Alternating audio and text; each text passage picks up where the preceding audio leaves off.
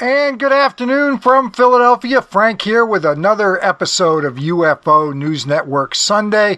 We've got a lot of news to update. It's been a couple months since we've done a full-fledged news show without guests. But a lot came down this week. A lot did happen. And before we get into it and really go through excruciating details on all these stories, let me bring in my trusty co-host, the one, the only, Chant Hannah. Chant, how are you today? I'm doing really well, Frank. You're right. There's been a lot of really interesting, trending UFO related news, and I wanted to hear from you. What is the latest hot topic that you wanted to bring up? Well, let me get to it right away. We did see a really interesting story coming from an organization called the Debrief. Tim McMillan is writing for that particular organization, and he broke what was a pretty interesting story. It's getting a lot of attention in in at least one respect, for all the wrong reasons, but McMillan did do a real nice job here. And basically what he got is this, that in talking to multiple senior U.S. officials with direct knowledge of the matter, this is a quote from the article, two classified intelligence reports on UAP have been widely distributed to the U.S. intelligence community. Numerous sources from various government agencies told the Debrief that these reports include clear photographic evidence of UAP. I'm going to put that aside for now because that's where it gets a little bit messy. Back to the quote from the article. The reports also explicitly state that the task force is considering the possibility that these unidentified objects could, as stated by one source from the U.S. intelligence community, be operated by intelligences of unknown origin. So that is really quite significant. And perhaps even more significant than that was an email obtained via Freedom of Information Act from October 16th, 2019, an exchange between then Vice Chief of Naval Operations Admiral Robert Burke and current Vice Chief of Staff for the Air Force General Stephen Wilson. In the email, and let me go to that here. Hang on a sec. In the email, Steve, recommend you take the brief I just received from our Director of Naval Intelligence, Vice Admiral Matt Kohler, on unidentified aerial phenomenon. Secretary of Navy, we'll get the same brief tomorrow at 10 a.m. So here we've got top officials, a top official with the Navy. Okay, we've got the Vice Chief of Naval Operations, Admiral Burke, contacting the Vice Chief of Staff for the Air Force, Stephen Wilson, about UAPs. So much has come from the Navy, and the Air Force has been notoriously quiet on the issue. Here we have some FOIA'd out communications between high-ranking officials in one branch communicating over with the other, suggesting that you should take this UAP brief as well, and also mentioning that the Secretary of the Navy, who at that time was Richard Spencer, has actually gotten that brief. So that is really quite significant news. Kudos to McMillan for getting all that out. And I mean, that's basically it. We know that that these high-ranking officials from multiple branches are going back and forth privately regarding the UAP topic. Now we've also got, and let's see, let's take a quick look at that particular email. And we've got that. And then also McMillan in his article goes on to get a quote from, and I've got a few windows open here, so this is getting a little bit messy. He gets an on-the-record quote very nicely from retired U.S. Air Force Brigadier General Bruce McClintock. It is unlikely that the U.S. government would intentionally conduct tests against its own unwitting military assets. To do so would require a very high level of coordination and approval for the potential safety and operational security risks, and then goes on to state that it is not outside the realm of possibility that an adversary would test the ability of the United States to detect some new capability, although it would be more likely they would only do this after testing the capability within or closer to their own territory before trying to penetrate U.S. airspace. So there you have it. Those are the key, at least in my opinion, the keys from that particular story. And again, kudos to Macmillan for getting that out. Now, unfortunately, what has come up surrounding all this as well is a report of a photograph, a clear photograph that depicts a UFO. Let's see. Let me pick this up here. The SecNavy reference. One of the intelligence reports released in 2018 is said to have provided a general overview of the UFO topic and includes details of previous military encounters. According to sources who had read it, the report also contained an unreleased photograph of an aerial phenomenon categorized as unidentified. The debrief was told the accompanying photo was captured from within the cockpit of an F-18 and the pilot's personal cell phone. According to 3 U.S. officials who had seen it, the photograph showed an unidentified silver cube-shaped object. The report is said to have indicated the object was hovering or completely motionless when military pilots photographed it. All 3 officials agreed that based on the photo, the object appeared to be at an altitude of roughly 30 to 35,000 feet and about 1,000 feet from the fighter jet. So when pictures are mentioned, everybody goes nuts. So that's what we've got there. I'm looking at a couple screens here. Sorry about that. So that's the photograph. I'm going to circle back to that. But what I'm going to do now is basically a follow-up article from over at the Washington Examiner by Tom Rogan, who has been all over this story quite nicely. And let's scoot over to that.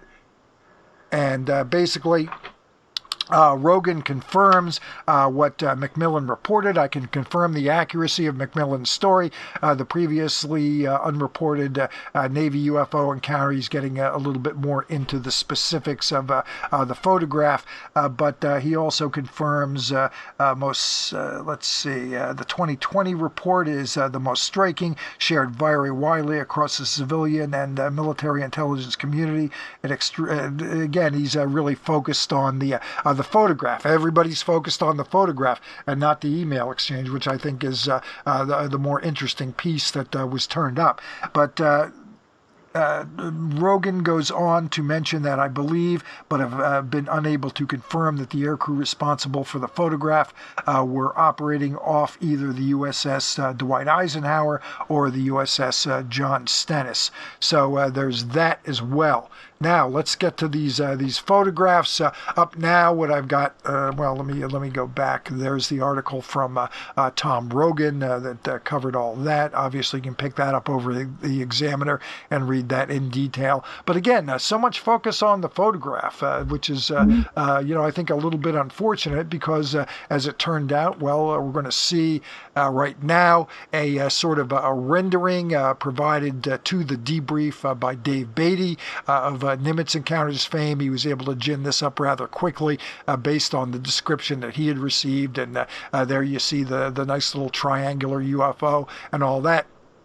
Following up, a couple of days later, Macmillan had received an actual photograph.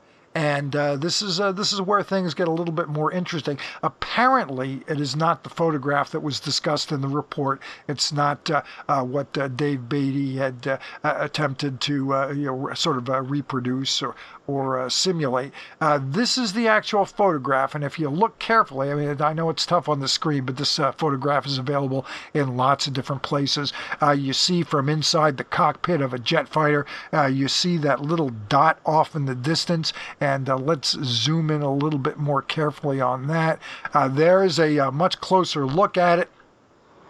When Macmillan did release the photograph, he was pretty cautious about it. He talked to a few different people.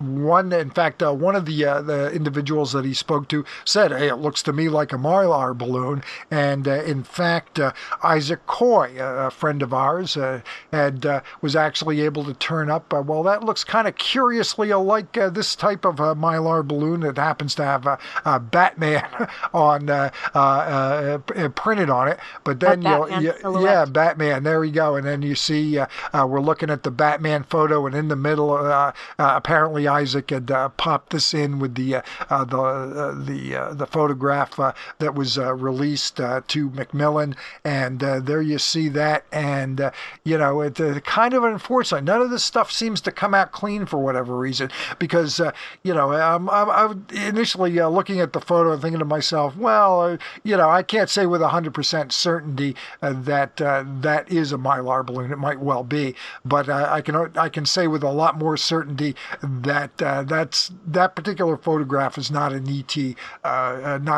spaceship, and hopefully the photograph that wowed all these top Pentagon officials is not this particular photograph. That they've got something a little bit better than that. But anyway, that is the update from over on that angle. I think it's again very interesting. Obviously, it's not my scoop, so Macmillan can do whatever he wants with it.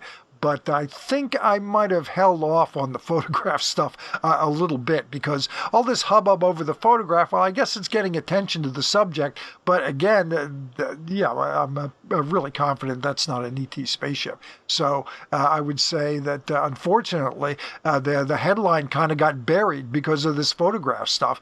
That the fact that you've got these high-ranking Pentagon officials saying to each other, "Hey, the Secretary of the Navy is going to get this UFO brief, and I've taken it, and he's going to get it, and you should take it too," over to high-ranking officials over at the Air Force. I mean, this I think that's the really big deal in the whole thing. And of course, also the mention that they are considering, at least it's on the table, that some of these UFOs are in fact from another world, from another intelligence that's not Earth-based. So there is that.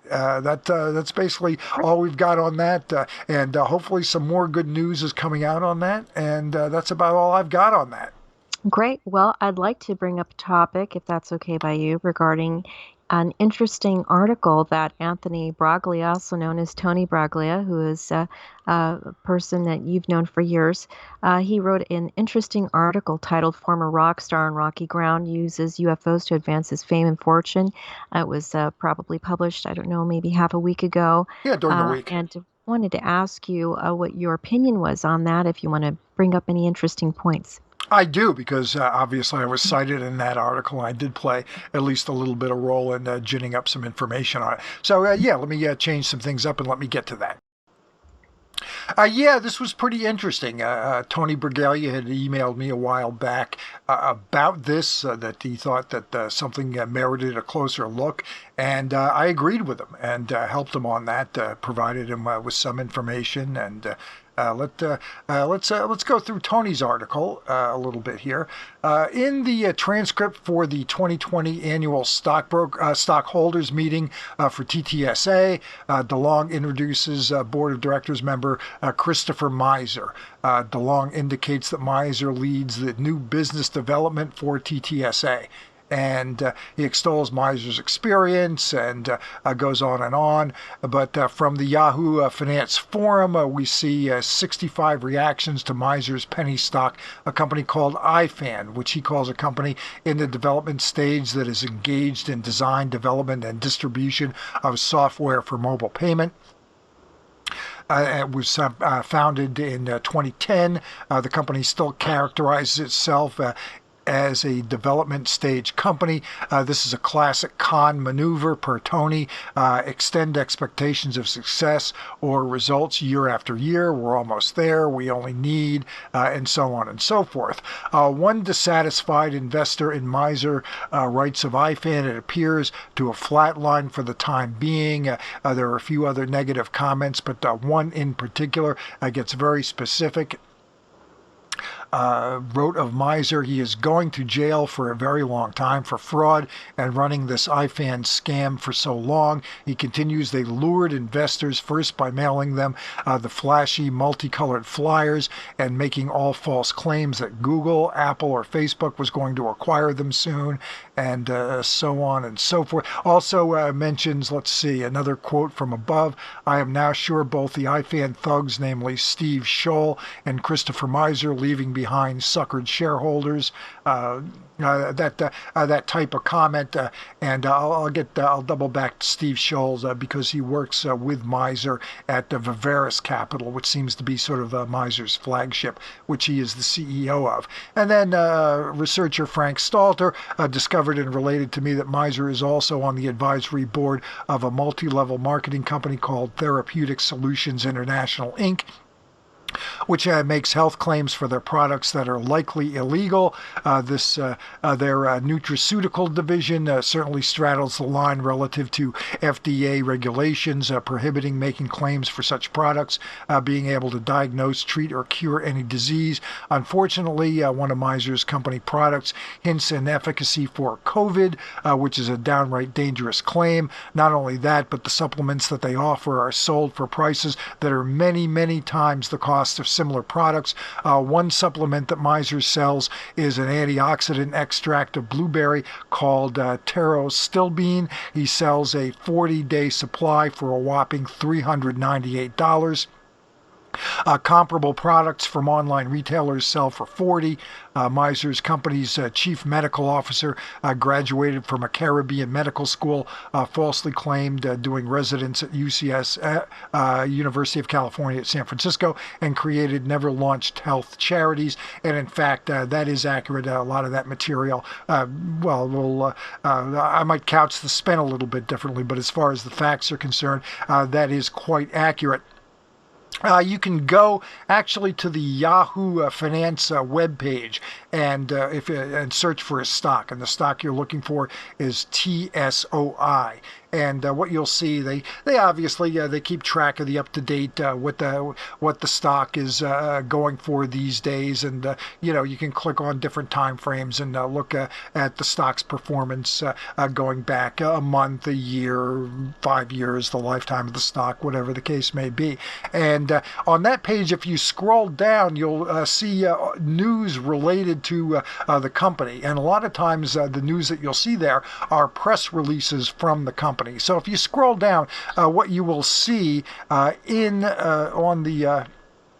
on the TSOI webpage is basically this is a biotech firm. It's headquartered in a strip plaza next to a Brazilian jiu-jitsu dojo. Basically, that's where it is. And what you'll see is claims in terms of helping their products, helping things like breast cancer, increasing survival rates of brain-damaged COVID victims, working on stem cell therapy for the brain injured, solving multiple sclerosis, solving schizophrenia, solving memory impairment, solving suicide, and inhibiting inflammation-induced blood clotting. And all of that, all those press releases were condensed into a 4-month period. Now, I'm going to tell you, the world's largest pharmaceutical giants don't have that kind of ambitious agenda. And to say that this company that is located in a strip mall near San Diego next to a Brazilian jiu-jitsu dojo, that is it strains credulity, let's put it that way, and certainly merits some closer attention. Now let's move forward here. I did mention that let's go beyond that. Tony did mention, and this is something that I turned up as well. This is the chief science officer for TSOI, and let's take a closer look at this here. This is from the San Diego hang on a sec. Let me move it over here as well. I got a couple windows open because it's kind of tough to read. There we go. From the San Diego Union Tribune, records of physician running for Congress warrant scrutiny. And again, this is the chief science officer for TSOI, Dr. James Veltmeyer. A review of public records show that some of the claims Veltmeyer's campaign has made about his education, training, and charitable work warrant further explanation. Let's see. Veltmeyer's second this is Veltmeyer's second campaign for Congress. During his first campaign, he said he went to medical school in California. Licensing records show that Veltmeyer studied at Ross University School of Medicine in Dominica, an island nation in the Caribbean. In his current campaign, he said that after medical school, he completed a residency in family medicine through University of California, San Francisco. Okay, Veltmeyer took part. Okay.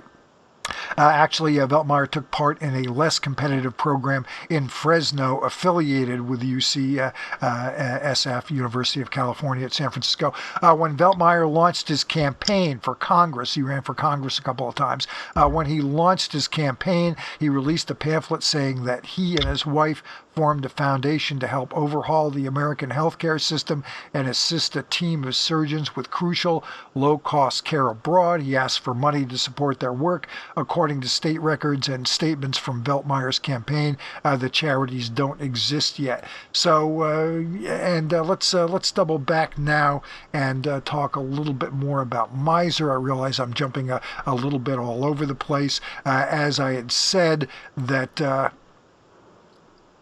Mizer's main sort of his flagship is Viveris Capital, in which he works with the aforementioned Steve Scholl. And this particular company provides a number of case studies about their investment success. And basically, I'm going to read from some of it. They've got 4 listed, one for real estate.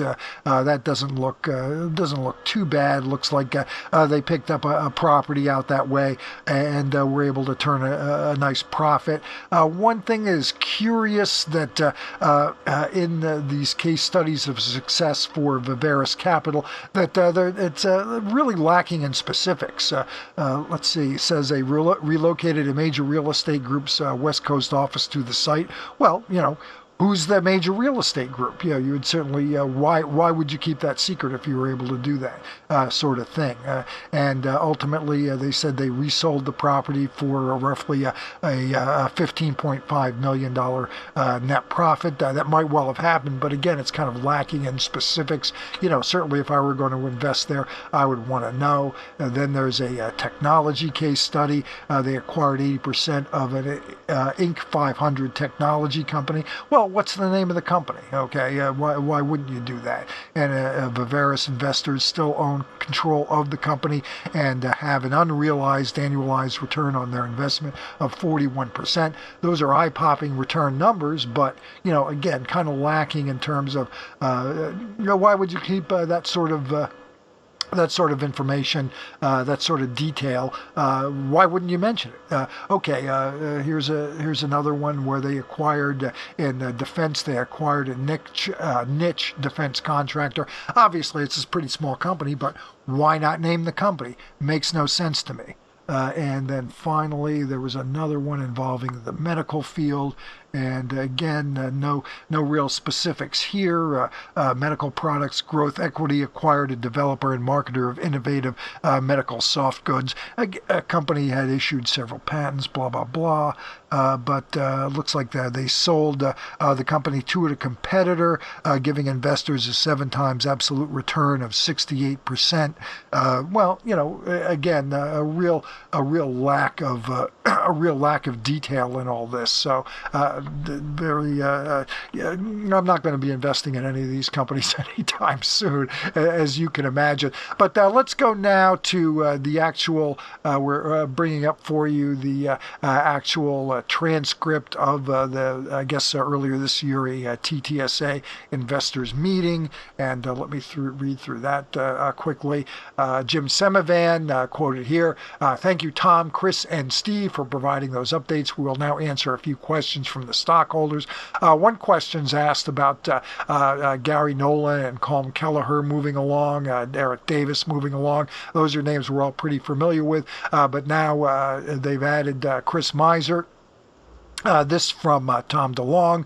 I'm not able to comment on the exact circumstances behind the departures, although that sort of thing has been kicked around. But here he's quoted, the addition of Chris Mizer to the board of directors is indicative of increased business discipline. So, that's about where I'll leave that one off. And obviously, the rest of Tony's article does cover a lot of different things that DeLong has been involved with. A lot of that stuff has sort of been covered. He included that as kind of a recap. The main find here is Christopher Mizer and his business background. Again, as the San Diego newspaper wrote regarding the science officer for TSOI, Therapeutic Solutions, that merits a closer look, and I think it does. And so we'll see how that goes. So, Chant, do you have any comments about any of this, or any comments about what's included in the rest of Tony's article? Well, actually, before I go into that, I had a question for you, and that is, I know the answer because we've discussed this topic many times before, but I do have a question for you on a really interesting topic that this article covers a bit, and that is metamaterials.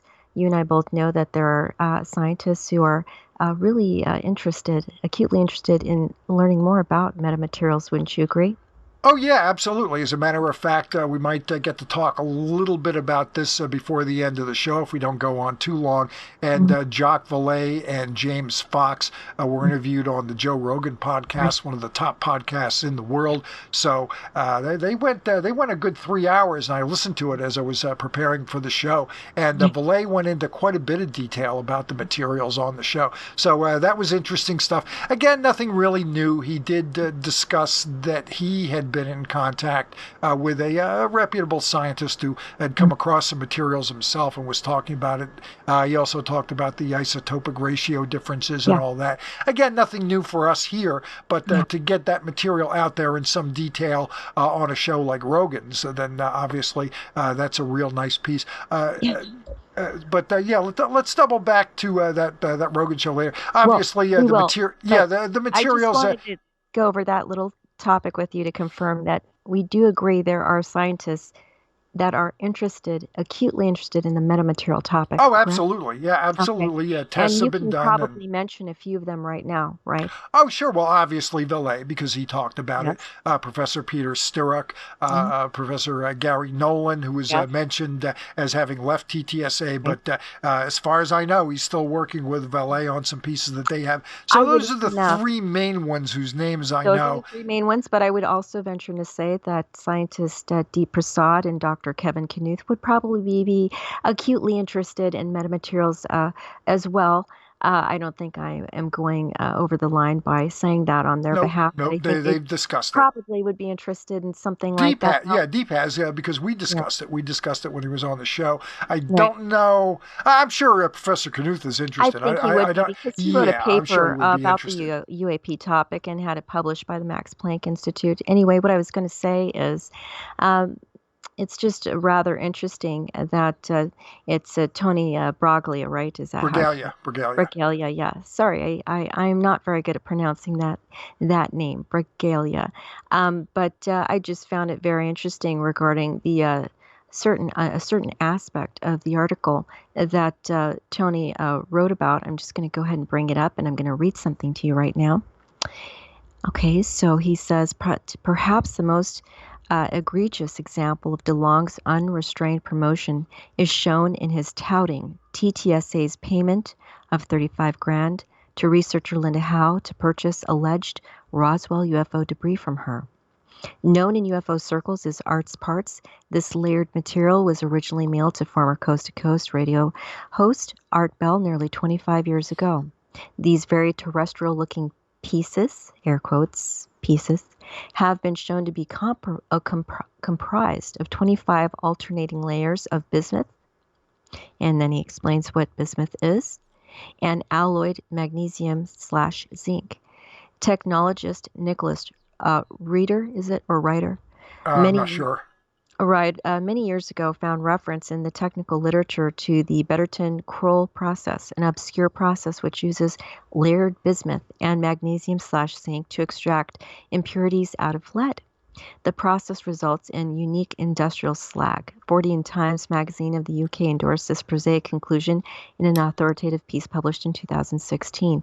I just wanted to mention something that I found interesting, and then I'll go ahead and go on with another point I wanted to bring to your attention Okay. and the listener's attention. And that is when Tony states the most egregious example of DeLong's unrestrained promotion is shown in his touting TTSA's payment of 35 grand to researcher Linda Howe to purchase alleged Roswell UFO debris from her. Now, the word egregious, I just wanted to bring that up because I find that a very interesting word to use. That basically means outstandingly bad and shocking. Now, the reason why I asked you if you and I both agree that there are scientists that would be acutely interested in the metamaterial topic is because it's true. There are scientists that are Oh, sure. very Absolutely it is. interested Yeah. in that.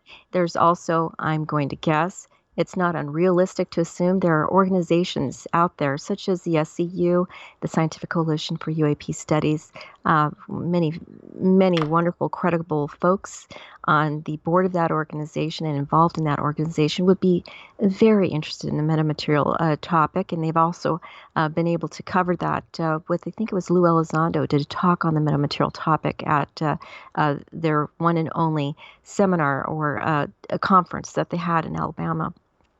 Now, my point here is I don't think that's exactly shocking that TTSA, an organization that is known for wanting to involve themselves actively from the point of their inception on up to the present period of time on the UFO topic, would want to pay something that could be metamaterial related. That doesn't sound shocking to me. That sounds like that is what an organization might want to do if they wanted to be able to research more about a possible metamaterial substance or material that could be of unknown origin. So I don't think that's exactly egregious. I think that's sort of an exaggeration. And then moving along, Okay, Tony well, says, let me jump in and comment on yeah, that before you get to your go next ahead. point. I wouldn't say that. I think one of the most egregious things DeLong did was on the aforementioned Rogan show, where he brought in what was obviously a CGI image of a triangular UFO. It was obviously an animation, and he said it was real. You know, that was pretty egregious. Yeah, so I would disagree with Tony on that. But by the same token, that particular piece, that arts part piece, has been talked about since pretty much day one over the last 3 years. Yeah. And it's not a piece, just bismuth. It's a weak metal. I mean, I went over this with Deep. It's a Yes. weak metal. It doesn't really have a whole lot of industrial use. It's kind of curious as to what possible use could it have in anything that's in any way, shape, or form advanced. And obviously, it's been tested before. She's gotten results back, and it's always come back as being very, very earthly. There are other pieces that are floating around that are a lot more interesting, obviously, and those are the pieces that Vallea's gotten his hands on, and apparently TTSA as well. They apparently Valet got a few pieces regarding the Yuba-Tuba crash. We've talked about that in some detail here. Obviously, he tested it, returned it to the owners, and then apparently within the last year or so, TTSA has also gotten their hands on it as well. So, and what else have they come up with? They say that they have a piece possibly from Rendlesham. I mean, we've gone over this in quite a bit of detail. There are a few pieces floating out there. Oh, and just to follow up, when Bigelow was in his business with his with his organization, and before he got involved with the government, but when he had his NIDS organization together, he had acquired a few pieces and had them tested, including the Bob White piece, and that came back, negative in terms of anything that was advanced or anything along those lines. So this is something that's it's been floating around a while. There's some better material, and obviously there's some dodgy material, and I don't see any reason to believe that the arts parts piece, the piece that Linda Howe sold to TTSA, really has. It's not ET. I'm pretty confident in saying that. And how she got more power to her. She got 35 grand out of it. That's all I'll say. Now, what I'd like to say, also in addition to that topic, is when an individual or a panel of scientists get a hold of material, they do know that it depends on what side you might test the material. That's not always true, but I'll give you an example. If a scientist were to study or do research in a forensic manner on a piece of material, to take a piece from it, it might be different on one side than, say, the other. So what I'm saying here is, if that material, being the arts parts material that Linda Moulton Howe had acquired by various means, whatever those means were, that material may have needed to have been forensically examined in as many different ways as possible, meaning physically, all different physical parts of it, one side, the other. I don't know the exact shape of it, but let's just pretend for the sake of discussion it's an octagon shape. That would mean that every single side of it may need to be forensically examined. So where I'm going with this is, if Tom DeLonge wanted to go ahead and acquire that piece, and the other folks related to the TTSA decision-making process on purchasing it may have all collectively agreed that that little piece needed to be examined in other ways unbeknownst to us that we're not necessarily privy to. So we do need to give them the benefit of the doubt on that, because they may have actually been aware that only maybe, possibly, one side of it had been examined, as opposed to another side that had not. So we need to go ahead and give these folks the benefit of the doubt regarding that kind of process, and assume that it's possible that there may have been different parts of that material that were not examined beforehand, and they wanted to have the opportunity to do so. Hence, their need to go ahead and pay that amount, because, look, let's be honest, not everybody gives something away for free, nor are they willing to actually lend it out. That's just the nature of the beast. That's normal. That's par for the course. I don't think that's unusual. And I don't actually blame Linda Moulton Howe at all for having sold it. I personally don't think that that's a big deal. Besides, we really don't know if she has spent a good amount of out of pocket money, so to speak, in order to have it forensically examined. Now, another thing is, she did have it has been tested in the past. Now, I'm glad. Yes, it has been. Now, would it be correct to say, you can correct me, please do, that she had it forensically examined, right? She did. In fact, I think it was done by Hal Puthoff, of all people. Right. And so the results were sent back to her. I don't have them in front of me, but basically it came back as being mundane, earthly. Right, prosaic. So what I wanted to mention about that is, Linda Moulton Howe, she had that tested. So obviously, if she had it tested, she would have had a discussion about isotopic analysis, because that would not have gone by her, having had it tested. They, whoever they are, who did the testing, the lab, would not have ever not mentioned that. They would have brought that kind of term up to her, and she would have probably had a discussion about it. She would not have just stayed silent, listening on the phone, and never had an A and B conversation about it, and then hung up, and let that individual talk about an isotopic analysis or forensic analysis and whatever scientific terminology, and then just hung up the phone. She probably, I'm going to give her the benefit of the doubt, had an actual discussion about that. I'm sure she did. Now, so where I'm going with this is, Tony said I'm going to read this. Okay. I had the opportunity to speak with Linda Howe recently on another research matter and slipped in a question about art's parts. I asked her if isotopic ratio analysis, the definitive test, he says in parentheses, to determine if a material is of off-Earth origin, end of parentheses, had been applied to the material.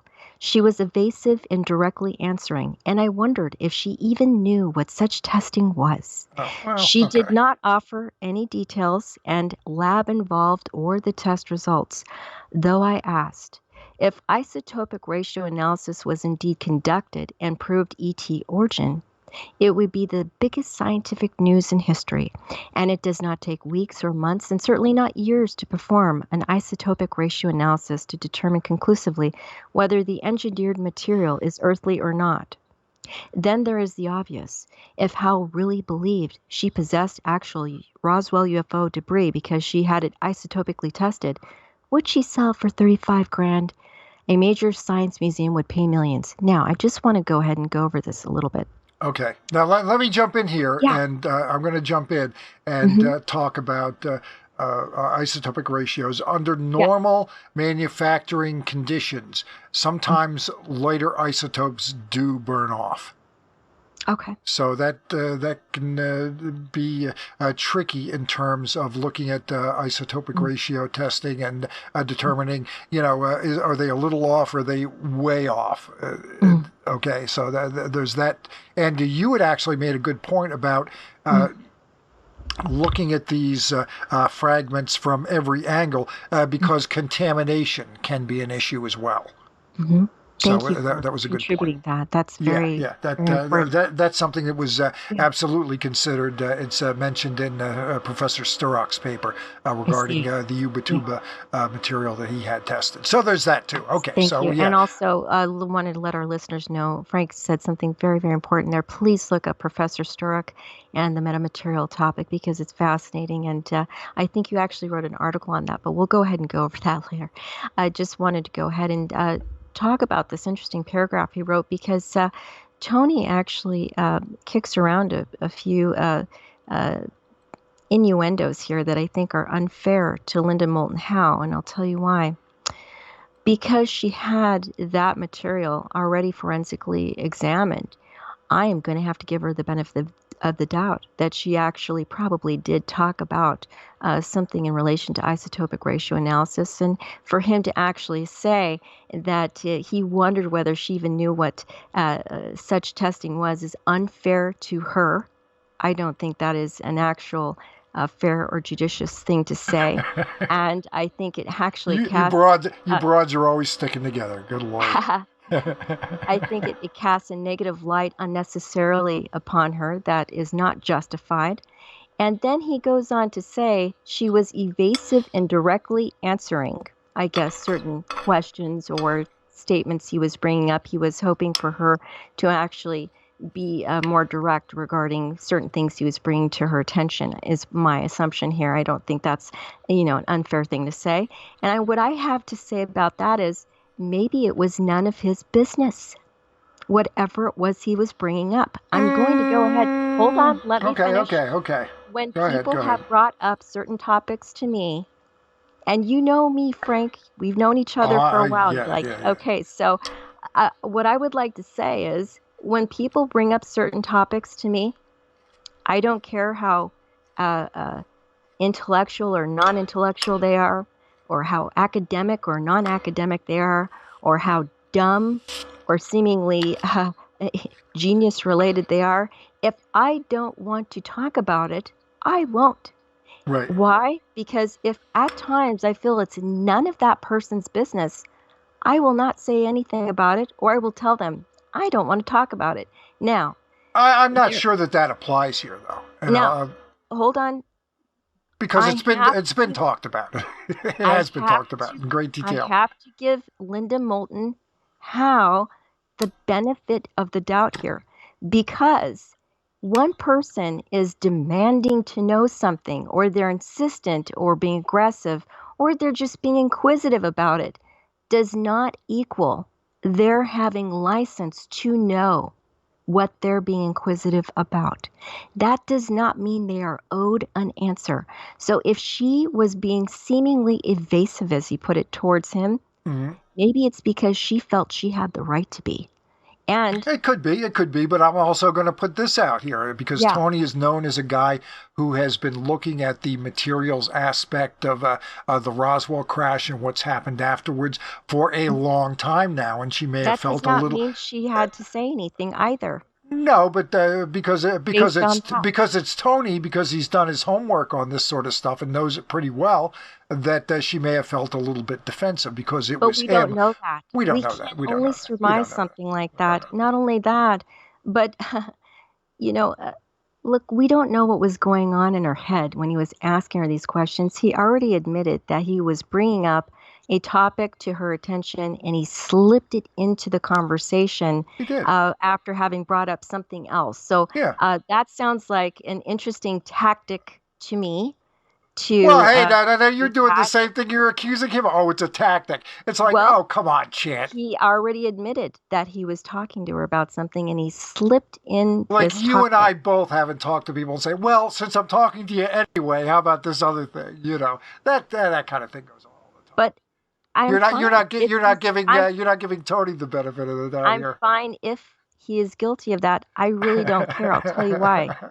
I still think that his innuendo here, which is casting her in a negative light, an unfair light, doesn't give her the the fair benefit of the doubt that I would hope that a writer would give to anybody. And so I'm sorry. I really feel like an awful lot of this article is at the expense of people. I'll tell you why, because a lot of it is claim related. Not all of it is fact Oh, based.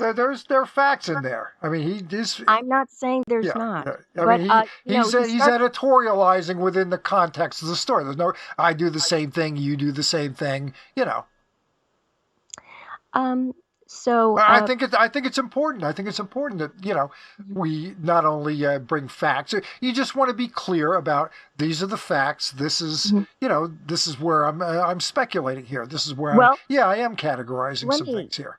let me share a little bit of speculation that an innuendo that he makes here, and that Okay. is a sentence he says, but DeLong's true UFO research motives can be found in a need for continued fame and a need for money to maintain an accustomed lifestyle. He's beginning to sound like his dad. How would he even know if any of that is true? Now, people can say, ah, come on, really? You know what? You can say that, but that does not mean this sentence is based on fact. That is an assumption. Yeah, And it's also at his expense, yeah, at Tom DeLonge's it's his expense. analysis. I don't think It's not an Tom DeLonge. analysis. That is a claim that cannot be proven as true. Multiple claims. Well, as far as DeLonge's money goes, I'm sure he made a lot of money with Blink 182, and I do know it was in the news that he had gone through a divorce within the last year or so and sold his home. His home, it goes on real estate, it goes on Zillow. So, yeah, you can take a look at it. I took a look at it. I mean, I thought it was surprisingly modest for a Mhm. rock star kind of guy. I don't think DeLong is not like one of these. I don't get the sense that he's one of these crazy spenders. You know what I mean? Mhm. Where he's got the, Mhm. it was obviously a very nice house, nice upper middle class house, and of course because it was in San Diego, I mean the price was pretty high. I don't think it was over $1 million, but you get. I think it was just under. I think it was maybe like in the $800,000-900,000 range. So that's what it was on the market for. Well, and I know And it might sound odd to say, but I which is I don't obviously a lot I for a don't think house, it's but unrealistic to assume that folks who make it, so to speak, they become ultra famous, known worldwide. Everybody is idolizing them or not, but they're still well known. It's not unusual for folks who come into money and fame to want to live in certain areas that very few can afford for security purposes to keep them yeah, safe. I don't So even think the I don't place is think they like should that. have I'm to not sure. apologize for that. Yeah, Another thing yeah. I'd like to mention is there's a Eh, sentence here in his article, and it states, but most disturbing is this.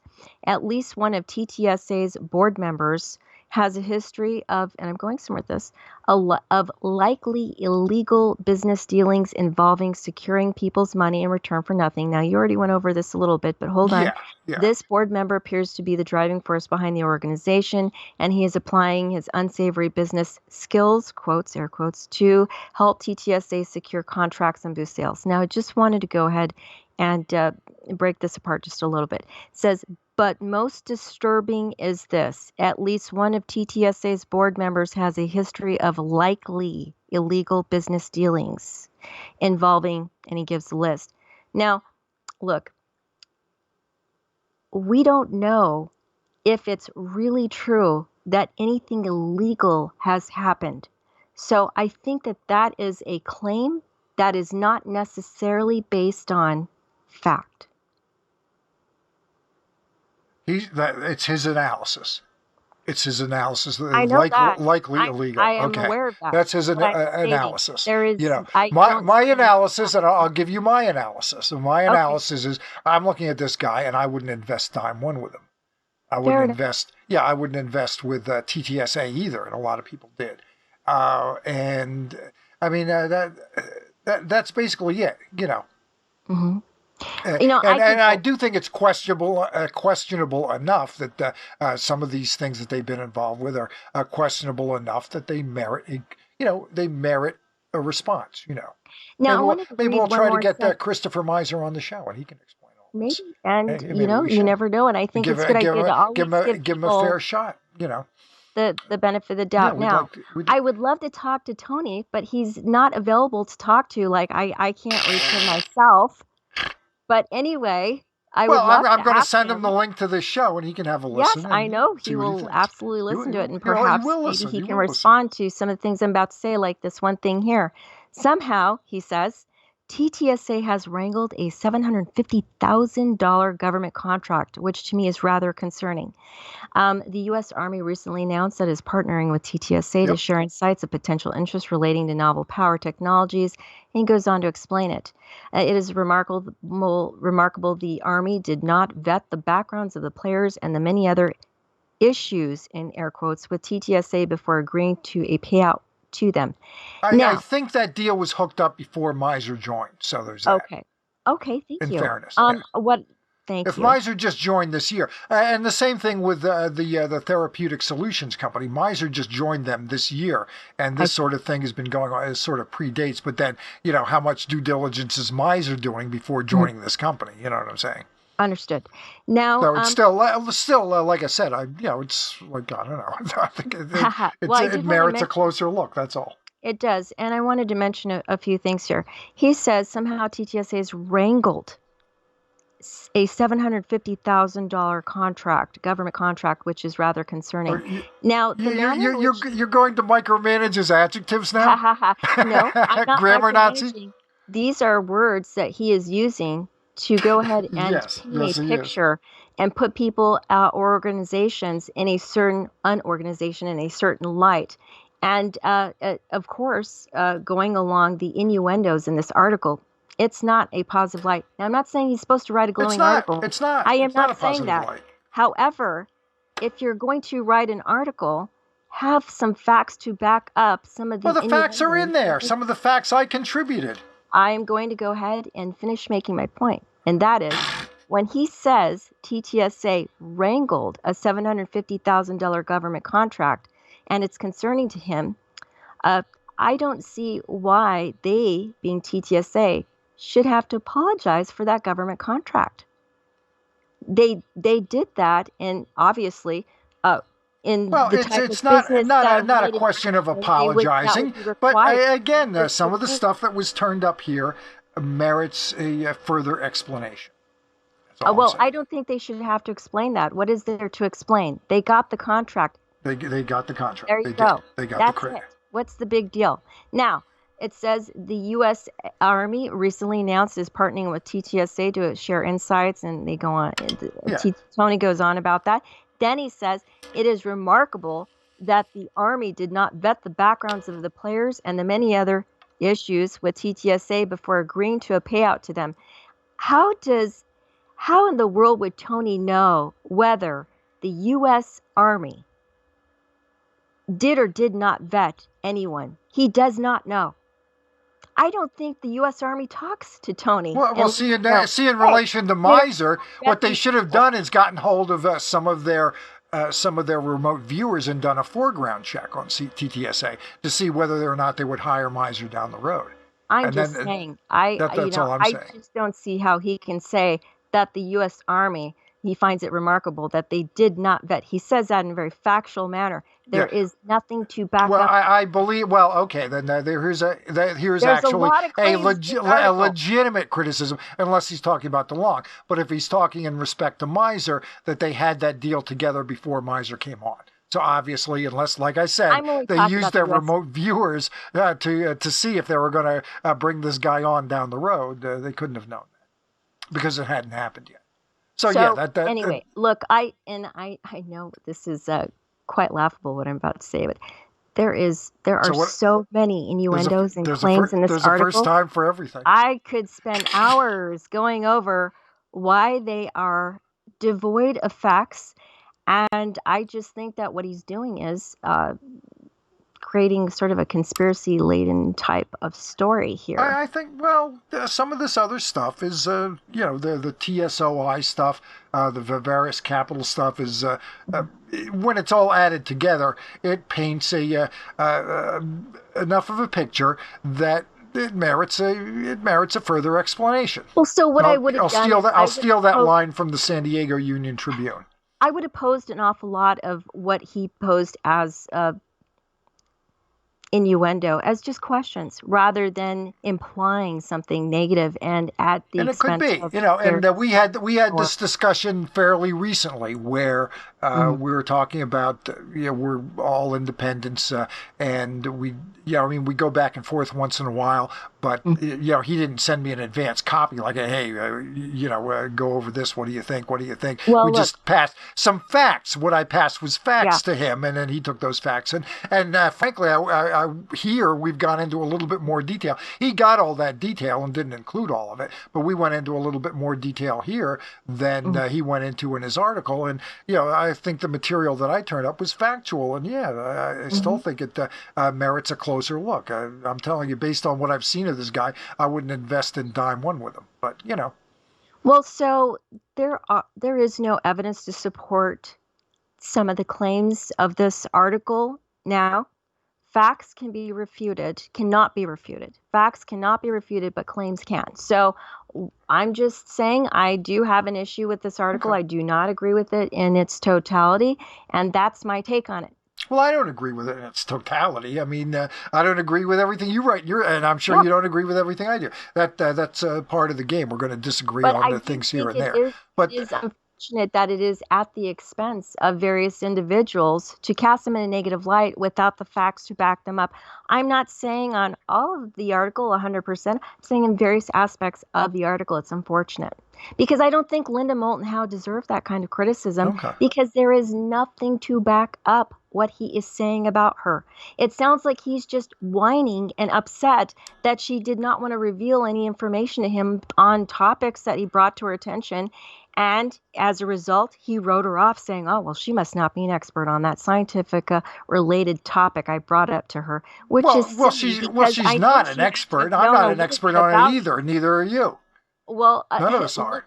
He's not an expert on it either, but he has focused on that particular aspect of the subject and knows it well. Again, I don't think. But I wouldn't describe knows it well is not the same as expert. Knows it well. I just think that it's an unfortunate analysis of Linda Moulton Howe that has nothing to do with her. Now, all right. So let's. We've gone on for 45 minutes about this. Have we? Yes, we have 45 minutes, Chant. All right. So I'm going to wrap. You know what? Am I going to? Hang on a second. Where am I? Oops. I'm on the wrong thing. Hang on a second. There we go. I misclicked. You know what? We're not even going to. Okay, we talked a little bit about investing and making a few bucks, and actually, believe it or not, there might well be down the road some legitimate, good return on investment kind of investments down the road. I'm not even going to open up this can of worms on this show, but we'll talk about it in more detail. There is a UFO ETF, basically an ETF, I guess, for folks who don't know what that means. It's sort of a mutual fund, except you can trade it like a stock. Would that be? Do you think that would be a reasonable explanation for what an ETF is, Chant? Sure. Okay. Yeah. Okay. I mean, it's in equity, just like stocks are. And Yeah. then, so an ETF, an example of an ETF might be like if you were to look up Vanguard. That Yeah. name is not all Vanguard ETFs are the same Vanguard related association or organization, but you might look up an ETF and it might say, okay, we have invested in the FANG M stocks, which Right. might be Facebook, Apple, Alphabet, which is Google, Microsoft, which is the M part of the FANG. And then let's see, I'll just throw in Netflix there. And then, let's Sure. just say Berkshire Hathaway, the Class B stock, not the Class A, because that's a couple $100,000 or more. But so what an ETF might do is they might invest in certain stocks that people cannot afford out of pocket to buy one of those stocks, because one of those stocks, I'll give you an example. Let's just say they invest in Tesla, and Tesla's at $538 or $600 now, and they can't afford that stock. But the ETF that invests in a lot of triple-digit related stocks or double-digit related stocks or quadruple-digit related stocks, like Amazon, for example, which is part of the FANG M stocks, also known as a market mover too. Folks might be able to afford that $90 or $50 ETF that has millions of dollars invested in all of these other stocks. And so that way they get a chance to have part and parcel a little bit of investment in each one of those stocks. Yeah, it's a security type that some folks might not be familiar with. But again, to put it as simply as possible, it's essentially a mutual fund where the ETF manager buys this kind of stock, that kind Right, of the money stock. manager. There might be limits if it's a particular type of ETF, like some ETFs mimic the Dow Jones Industrial Average or the S&P 500, or they might only invest in financials or material stocks. But this is Right. an ETF that focuses on things related to space. They invest in, Virgin Galactic, different defense stocks, things like that. And the last month they were up 20%, and that hit the news. So I thought that was kind of interesting. And there could well be some real good potential for investments down the road if disclosure comes about. If possibly there are advances in things like metamaterials, things like that, that might get folks a nice return. So it's something to think about. And that's something we'll probably go into. Yeah, we'll go into some more detail on that down the road, though, wouldn't you think? And We'll talk a little bit hopefully, more about yes, that. I agree. There are companies who are also, I'm sure they're out there. Okay, I'm just saying off the top of my head, hopefully there are private or public companies willing to actually spend the money, which would take an awful lot of money, like quite a bit, to actually try and grab materials off of asteroids, which is very Asteroid mining, sure. Could be. meteors is a very difficult thing to do, and so there might be multiple companies involved on that. So Yeah. what I'm just going to give a fictional example here. Let's just say Bigelow is building some kind of structure that can be placed on an asteroid for mining purposes. And then another company, I'm making this up, Richard Branson's Virgin Galactic. Virgin Galactic, which, by the way, the ticker is SPCE, if you wanted to look that up. I think it's like under $30 right now. There It's you go. probably $28 or, Yeah. it's about 28 something. But anyway, moving along, let's just say that he decided to go ahead and create some kind of shuttle or propulsion related device that could actually soar into space Yeah. and somehow Some sort of a space-bound Glomar yeah, explorer. end up near docked near that meteor, and actually work in tandem with various contractors or companies, whatever you want to call them, to somehow collectively gather and grab really rare or unknown material that we have never seen before. Uh, so it would just be really interesting because supposedly that kind of industry would be worth trillions of dollars, possibly based on the value or the unknown value. They could wrangle comets and asteroids the way Right. TTSA So wrangled a defense contract now, with the I did Army. want to bring up something that I find fascinating.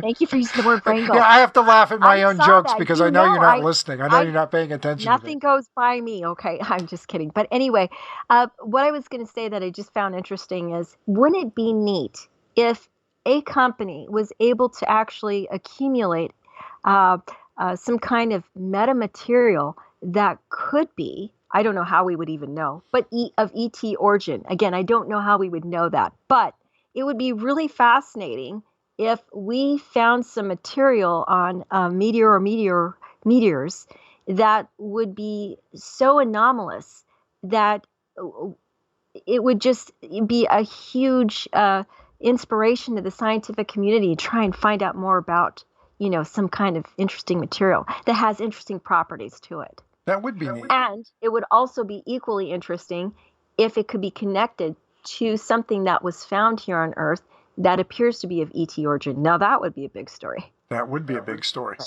I'm that, but getting some echo on your that's just speakers. that's just me fantasizing about all that. Well, I'm echoing. I was echoing on your speakers. Okay. So we probably should do that. We should go into a lot more detail about investment potential regarding disclosure and future tech and stuff like that. We should probably spend some time on that.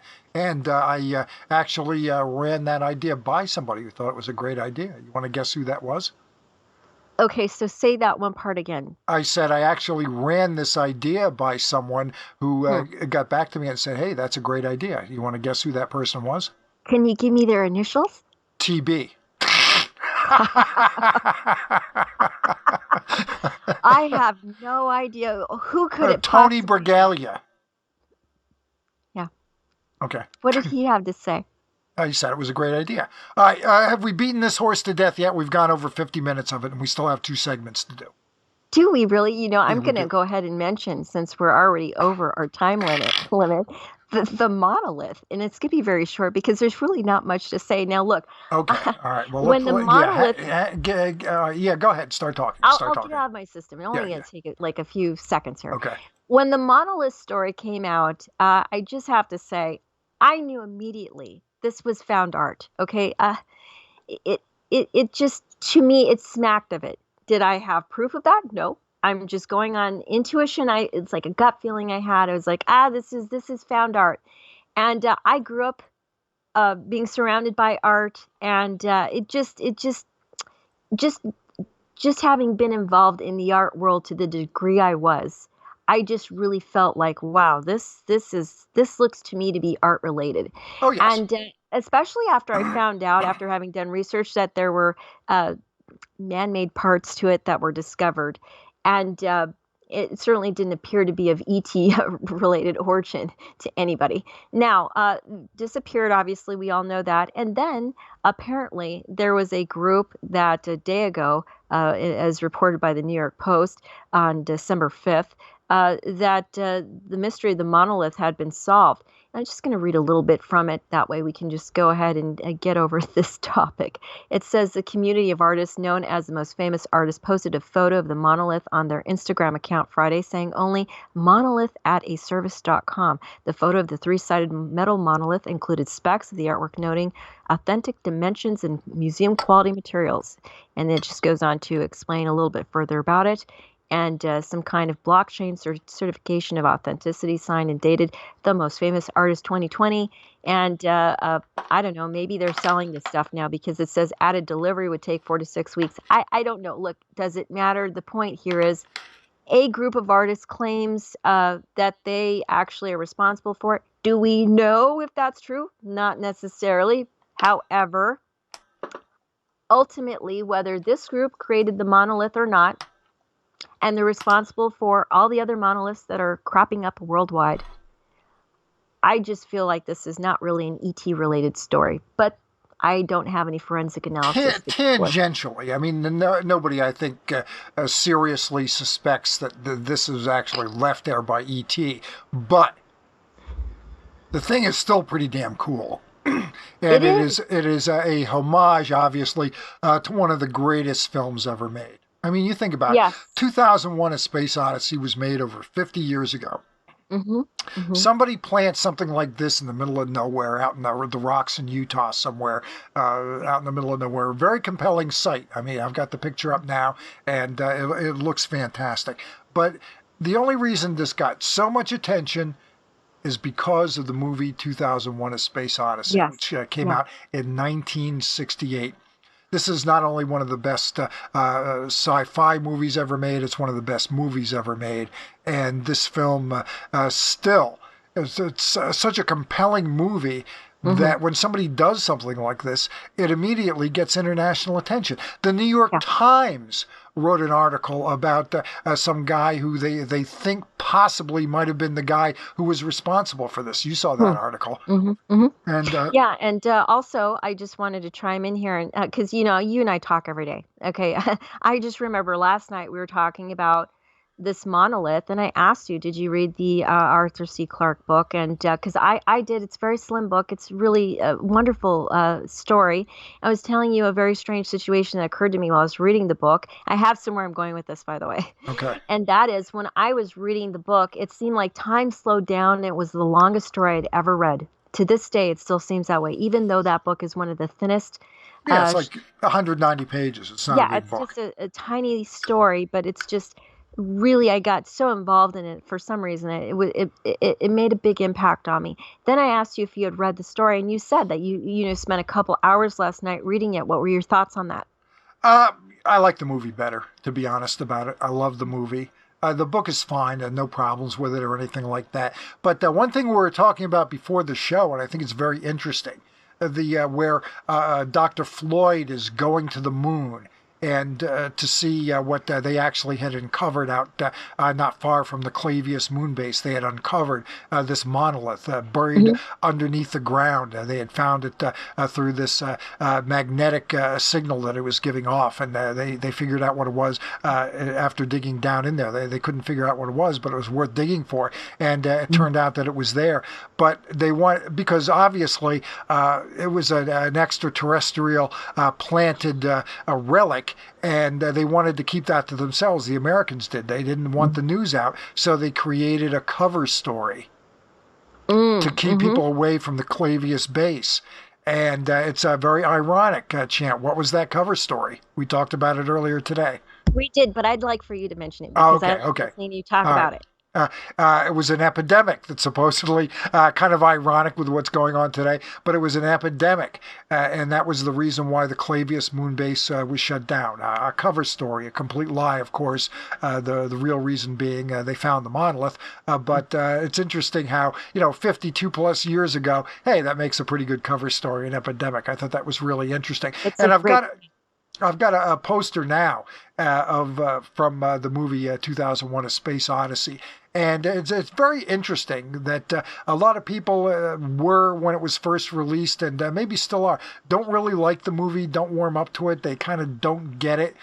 But the tagline for the movie, after it had been released for a while, was "The Ultimate Trip." And you got to think, 1968, what were people doing?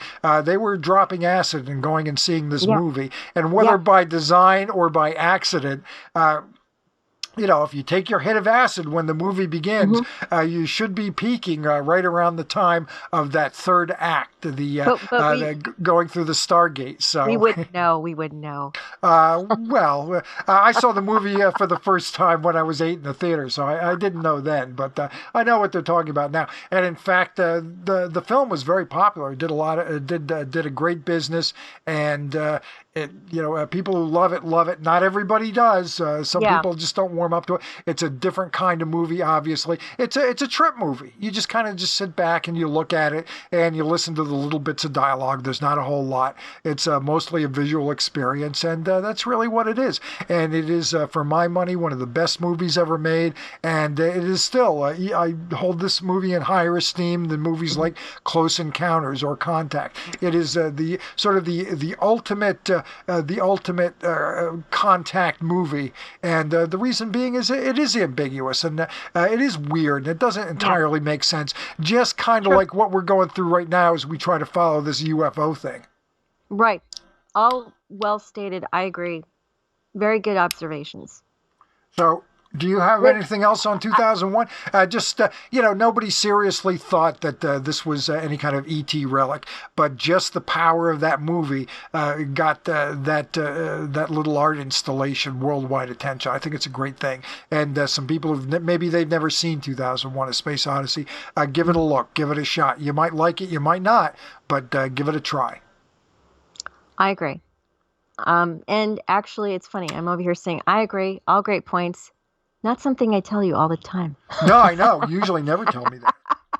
But we talked about this one a little bit before the show, so I think we pretty much were on the same page. And I was actually fascinated, maybe overly so, that you were not as entranced and entrenched and involved in that tiny little book as I was. I was very surprised that it was not as impressive to you. Yeah, I just got used to the... we've talked about other books that the movies were based on and back and forth, not necessarily UFO related. But this was one that, it was okay. But for me, the movie's the thing. I don't know. It's just because it's such a visual experience, and there are no words. All the you look at the text of that book, 192 pages, but if you got a script with just the dialogue, my good, you probably fit it on 5 pages. Right. This is not that much. It's just a different kind of experience and a different kind of movie. So, Leah, let's go on, get on to our last topic, okay? Okay. Because we've been rolling for a while here. Let me make some adjustments. we have been. That Mizer stuff took a little bit longer than I thought it would. So let me make some changes here. I still have another point to make about it, but I'll drop it. Well, I don't know. Why don't you make the point while I'm changing up some visuals here? Okay, sure. Yeah, I will. What I didn't actually finish saying is his last sentence regarding a certain paragraph I read, which was related to the Linda Moulton Howe 35 grand topic of the Metamaterials, is he says a major science museum would pay millions. Okay, I'm going to go ahead and take that sentence to task. Okay. That claim there cannot be proven. I'll tell you why. You would have to call up a science museum and ask them, hey, do you have this kind of budget to pay for a certain kind of thing like metamaterials? Let me explain something. Not all museums have millions of dollars in their budget to spend on anything. And if you don't believe me, look it up. I looked it up. That's just not something that they can just they can throw around money-wise, like their budget. They can't just throw their budget around. If they have millions of dollars, it's all dedicated to very specific things. And there's people that have to agree to all that regarding that being decisions on what to accumulate or buy. And even then, it's a huge bureaucratic process, okay? So, right. So the simpler process is a very wealthy individual purchasing and then donating. Sure.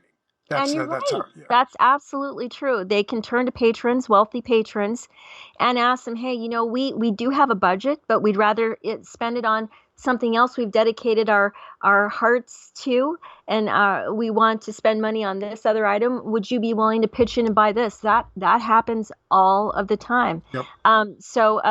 Again, that's stuff you can look up. It's verifiable. Now, to say a major science museum would pay millions, to say something like that without having any verification of it tells me that he's basically saying stuff to back up more innuendos that cannot be proven. I just really feel like what he's doing here in this regarding this particular paragraph I'm bringing up of his article is it's like he's trying to really have a very negative light cast upon that topic without facts to back it up.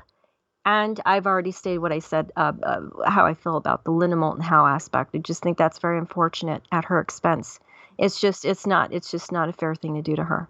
There you go. And a museum would be a lot more likely to spend a lot more money than that on the work of Cy Twombly. Than, I won't go into it. Okay, but I probably shouldn't have even said that as a joke. But, I did because I know that you're okay. Yeah. Yeah, no, I did. I went to Houston to go see to the Mental Museum to go see their exhibit that they had some kind of permanent exhibit there with too many artists to mention here. Okay, it was a minimalist exhibition, and right next to the Mental Museum, Cy's work is minimal. That's for sure.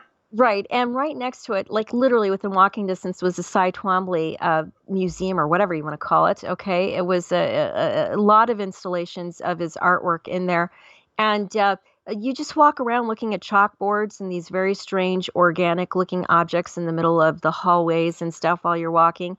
It was all his stuff. And look, I love avant-garde art, but it was just, I don't mean to sound rude or anything, but for me personally, it was not my thing. It was not something I felt inspired by or excited or, over as much as I was about, say, Mark Rothko's minimalist artwork. That really, even though a lot of people might look at his artwork and go, I'm just looking at a canvas that's painted black. What is that supposed to mean? It doesn't mean anything to me. But for some people, they do like Rothko's work, say, as opposed to Cy Twombly's, which is a lot of chicken scratches on chalkboards. Basically, yeah, it's crap. It's crap. Let's not kid ourselves. It's a scam.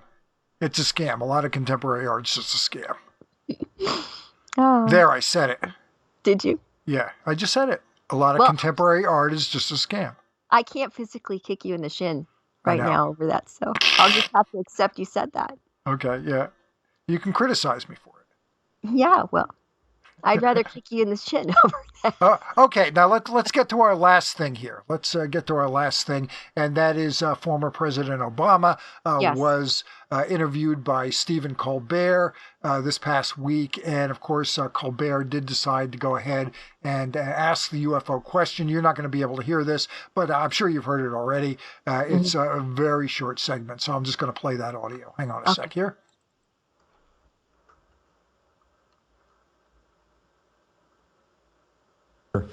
Prying information out of the bowels of an agency can be challenging. UFOs? Any UFOs? Did you ask about that? I've certainly asked about it. And? Can't tell you. Sorry. Okay. All right, I'll take that as a yes. Because if there were none, you'd say there was none, right? You just played your hand. I thought you were a poker player. You just 100% showed your river card. Feel free to think that. I do.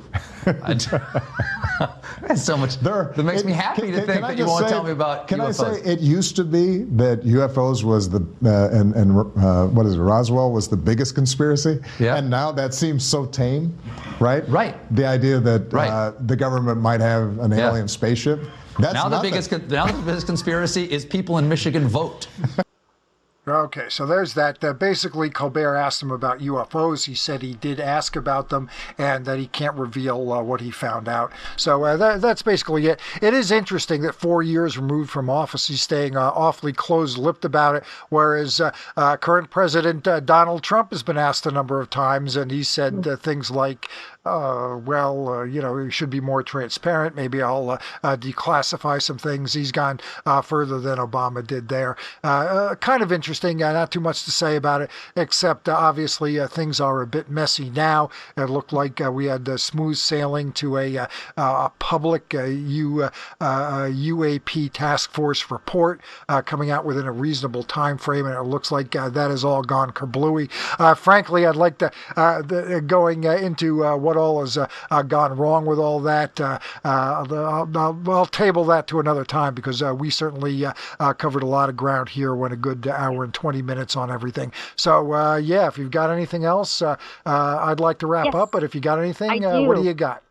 Okay, thank you. I am going to have an end of the year show on the Chant Hannah Show, and I just want to explain something to listeners because sometimes I get asked this question, and I can understand why. People are like, I don't understand. You have your show, and then you're on another show, and I let me explain that.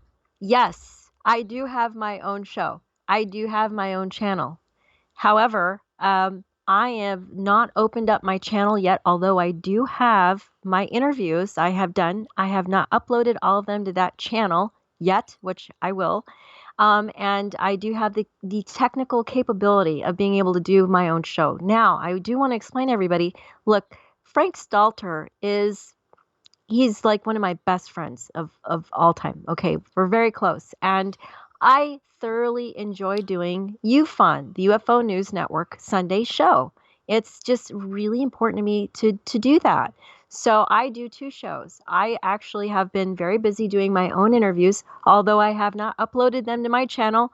I will, but I do have my own Chant Hannah show, and I will be doing an end of the year show with quite a few guests that are known worldwide, and folks that Frank and I have interviewed multiple times. And that will be on December 13th at 4 p.m. Pacific time. And so basically, I just wanted to let everybody know about that. And also, I just want to thank everybody for listening to UFON, the UFO News Network Sunday, because Frank has worked very, very hard on his channel, and he has gotten some really amazing guests. And it's just a privilege to be able to be on this show with him. So I'm very thrilled to be here as his co-host. So thank you. Thanks. And this was a fun show to do. We got to kind of hang out and talk about what's going on in the news. And we certainly filled plenty of time. There was no shortage there. Sometimes when I would do these shows on my own, maybe it would be a half hour, 40 minutes maybe. But we went a good long time because we talked about a lot of different things. And the news really dropped this week. We'll do these when the news warrants it and plug in some more feature-related interviews when the things are a little slower or when they come up. So, we've got a platform built. I've got mine. Chant has hers. And we are always kicking around ideas and possibilities and things to do potentially. And a lot of times we get those things done. And it's been a great experience. I'm coming up on this spring. It'll be 3 years since I started doing this thing. It doesn't seem like it. Time has really flown along. And 2 years since you started doing it with me. And you have created an amazing channel. And I really recommend, everybody do this, please. When you go on Frank's channel, UFON, the UFO News Network Sunday, scroll down.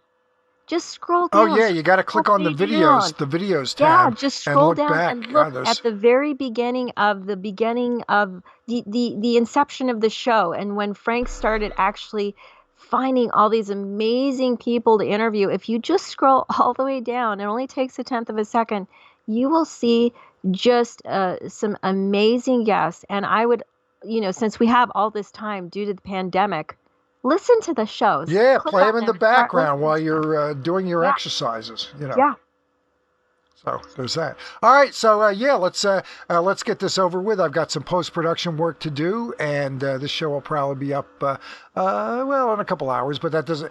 People won't be able to listen to it until it's already up. So that doesn't mean anything to you folks. But and also for me personally, within the next couple of weeks, it's going to be holiday break time. So I expect we'll be able to do a little bit more as far as all this goes. I would like to do an end of the year show with you. Yep. We'll be able to get that done. Okay, so have a great week, everybody, as we get closer and getting this crappy 2020 behind us, and hopefully a much better year next year. So you have a great week, everybody. Thanks for listening in. Thank you. Bye-bye now. Bye-bye.